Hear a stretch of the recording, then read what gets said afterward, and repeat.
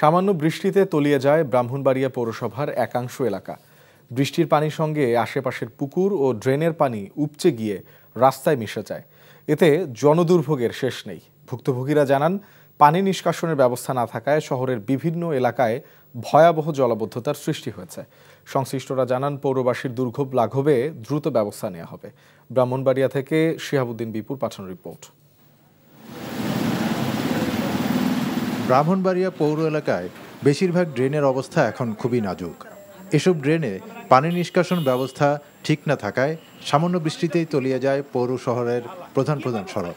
গত কয়েকদিনের বৃষ্টিতে শহরের বিভিন্ন এলাকার পাশাপাশি প্রধান সড়কগুলো হাঁটু সমান পানিতে তলিয়ে গেছে।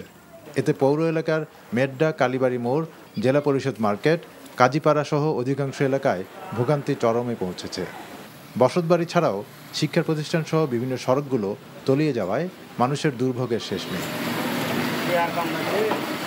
এখানে রাস্তাঘাট খুবই অবস্থা খারাপ। এই অল্প বৃষ্টি হলেই ধরেন আমরা ঘরে বাড়িতে যেতে পারি না। পানি ঘরের ভিতরে বাড়িতারি না, লইতারি না, হাইতারি না, কুস্তা করতারি না, অত কষ্ট করে করতাছি। এখানে আসার পরে আমাদের সিএনজি করে পানি নিচে ডুবে গেছে, তার সাইলেন্সার পাইপ সব নষ্ট হয়ে গেছে। গ্রামে গিয়া দেন কত ফিজের রাস্তা, আর আমরা পৌরসভার মানুষ কি কষ্ট করি। ড্রেনেজের ব্যবস্থাকে সম্প্রসারণ করতে হবে এবং এই যে ব্রাহ্মণবাড়িয়া শহরের ভিতরে যে খালগুলি ছিল, এই খালগুলিকে উদ্ধার করতে হবে। সেই খালের তো কোনো অস্তিত্বই নেই। অবকাঠামো উন্নয়ন প্রকল্পের আওতায় দ্রুত এসব সমস্যা সমাধানের কথা জানান পৌরসভার এই কর্মকর্তা। ব্রাহ্মণবাড়িয়া পৌরসভাতে এখন মাস্টার প্ল্যানের কাজ চলছে, বর্তমানে ড্রোন সার্ভে চলছে, মহল্লা যাচ্ছে।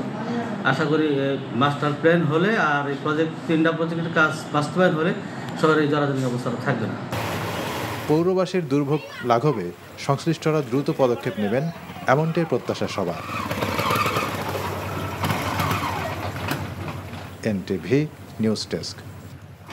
বান্ডেল থাকলে প্রতি সেনমানিতে টাকা বাঁচবে। বিকাশ সেনমানি বান্ডেল কিনে জিতুন প্রতি লেনদেনে।